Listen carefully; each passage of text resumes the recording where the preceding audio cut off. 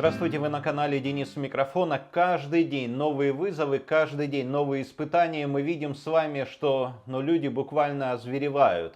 Они стараются захватить практически все святыни, которые они только видят, казалось бы, не боясь ничего, не имея ни веры, не боясь Бога. И некоторые из этих людей, они были богоморцами еще в советское время, 80-е годы, некоторые из них боролись с церковью. Вот теперь, похоже, настал, как им кажется, их звездный час, забывая о том, что человек смертен.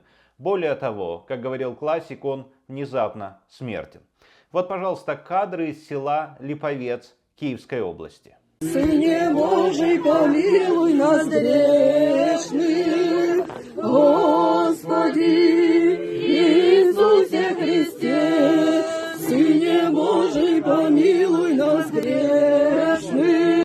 У одного из захватчиков не выдержало сердце. Он в тот момент, когда пришел захватывать храм, внезапно упал на землю. Его пытались спасти, его пытались вернуть к жизни, но не смогли.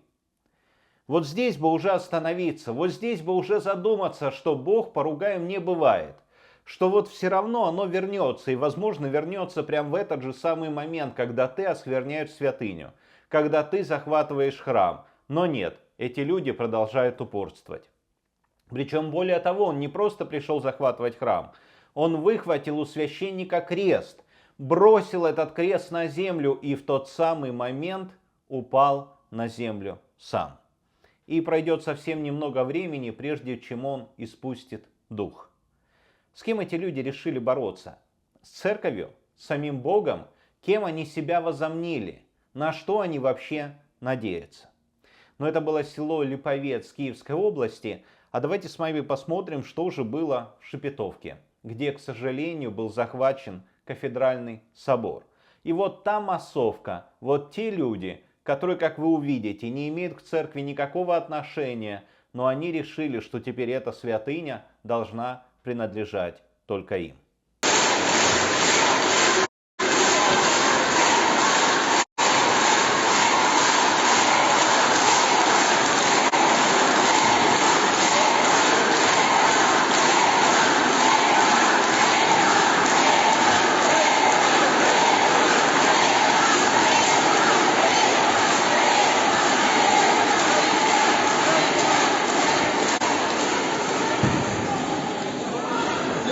Вы можете увидеть, что они аплодируют, они радуются. Странно, что не кричат обычные слова, которые кричали во времена Порошенко. И, в общем-то, их приучили это кричать во времена захватов храма в 18-19 годах, когда они еще кричали «Дякуемо».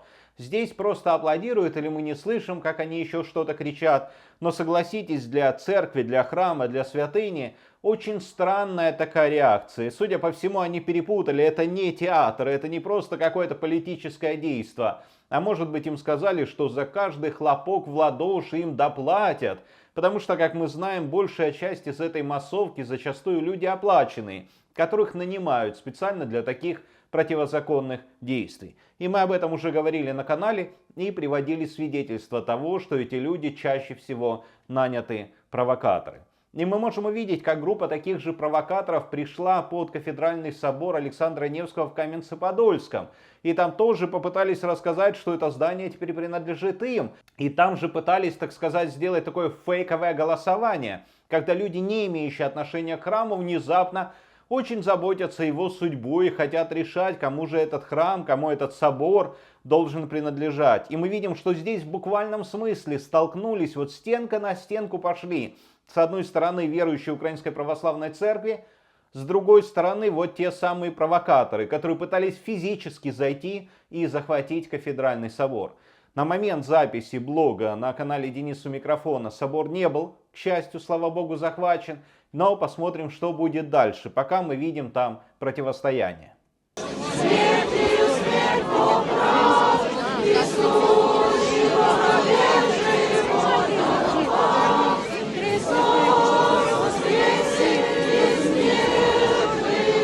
И вот казалось бы, но здесь нужно опустить руки, ничего не делать. Но мы видим, что верующие, что духовенство в Каменце-Подольском не отчаиваются. Они продолжают делать то, что и делают. Это преддверие замечательного праздника входа Господнего в Иерусалим, вербного воскресения. И мы видим с вами, что здесь освящают и вербу, и здесь кропят людей, и здесь готовятся к празднику, понимая, что Бог, Он где двое или трое собраны во имя Его. Что Бог с теми, которые верны Ему, что Бог будет всегда со своей церковью, где бы она ни находилась и где бы она ни собиралась. Христос воскресе! Воистину воскресе! Христос воскресе! Воистину воскресе! Христос воскресе! Эти люди думают, что если забрать у нас стены, если забрать у нас камни, они заберут у нас веру, но нет, они ничего не смогут у нас забрать, потому что где бы мы ни были, мы будем нести благую весть, и где бы мы ни были, мы будем рассказывать о том, как нарушаются права верующих Украинской Православной Церкви. Именно для этого мы проводим сбор, чтобы переводить каждое видео на иностранные языки, в данном случае на английский, чтобы добавлять субтитры, чтобы иметь возможность распространять эту информацию по всему миру. И мы знаем, что есть реакция, есть потребность в этом. Пожалуйста, если вы можете, присоединяйтесь. Подписывайтесь на канал, поделитесь видео со всеми, с кем только можно. И до скорой встречи.